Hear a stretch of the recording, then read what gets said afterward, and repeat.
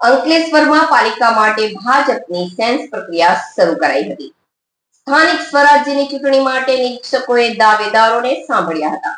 પાલિકાની 36 બેઠક માટે પ્રત્યેક વોર્ડમાંથી 15 થી 20 ટિકિટ વાંચકો ઉમટ્યા હતા। તાલુકા પંચાયતની 26 અને જિલ્લા પંચાયતની 6 બેઠક માટે આવતીકાલે સેન્સની પ્રક્રિયા યોજાશે। અંકલેશ્વરમાં સ્થાનિક સ્વરાજ્યની સંસ્થાઓની ચૂંટણીને અનુલક્ષીને ભાજપ દ્વારા ઉમેદવારોની સેન્સ પ્રક્રિયા હાથ ધરવામાં આવી છે। આ પ્રક્રિયા અંકલેશ્વર જીઆઈડીસી સ્થિત ગોકુલ પાર્ટી પ્લોટ ખાતે યોજાઈ હતી। આવનારી ચૂંટણીને લઈને રાજકીય ગતિવિધિઓ તેજ બની છે, ત્યારે ભાજપે ઉમેદવારોની પસંદગી માટેની પ્રક્રિયા ઝડપી બનાવી છે। નિરીક્ષકોની એક પેનલ દ્વારા સંભવિત ઉમેદવારોની રજૂઆત સાંભળવામાં આવી હતી।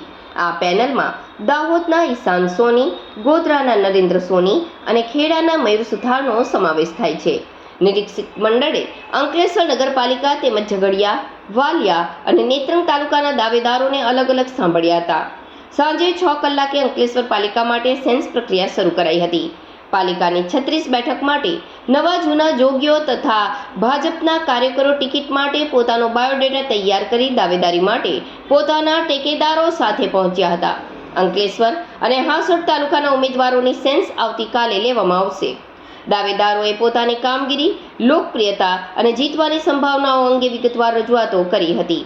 નિરીક્ષકો દ્વારા તમામ દાવેદારોના નામો અને અભિપ્રાયો પ્રદેશ કક્ષાએ મોકલવામાં આવશે, જેના આધારે અંતિમ ઉમેદવારોની પસંદગી કરવામાં આવશે। નમસ્કાર, ચૌધરીના બ્યુગલ ફૂંકાઈ રહ્યા છે અને આજે અમારા પ્રદેશમાંથી અમારા નિરીક્ષક શ્રી ઈશાનભાઈ સોની દાહોદથી, મયુરભાઈ સુથાર ખેડાથી અને નરેન્દ્રભાઈ સોની ગોધરાથી જેઓ સેન્સ પ્રક્રિયા લેવા માટે અહીં આવ્યા છે।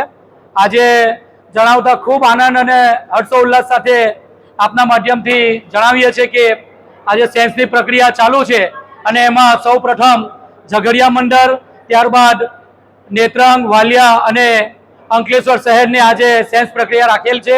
અને આપ જોઈ શકો છો દરેક અમારા જિલ્લા પંચાયત, તાલુકા પંચાયતમાંથી પધારેલ ઉમેદવારોનો ઉત્સાહ અને જુસ્સો આપ જોઈ શકો છો। ખૂબ સારી રીતે આ ચૂંટણી અમે જીતવાના છે। દરેક મંડળની, દરેક તાલુકા પંચાયત, દરેક જિલ્લા પંચાયત અને દરેક નગરપાલિકા આ કાર્યકર્તાના ઉત્સાહ સાથે અમે આજે આપને જણાવીએ છીએ કે આ ઇલેક્શન ભારતીય જનતા પાર્ટી જ જીતવાની છે। એની સાથે સાથે આજે જેટલા પણ ઉમેદવારો આવ્યા છે સૌ ઉમેદવારોને શુભેચ્છા। અને જેમ પાર્ટીની ગાઈડલાઈન છે કે ઉમેદવારો ઘણા હશે પણ કોઈ એક ઉમેદવારને તાલુકામાં, જિલ્લામાં સમાવેશ થશે અને એ જ કાર્યકર્તાને ઉમેદવારોના જોશ એમની જોડે ચર્ચા થઈ એ પ્રમાણે કે પાર્ટી જેને ટિકિટ આપે એને બધા પાછા સાથે કામે લગીશું।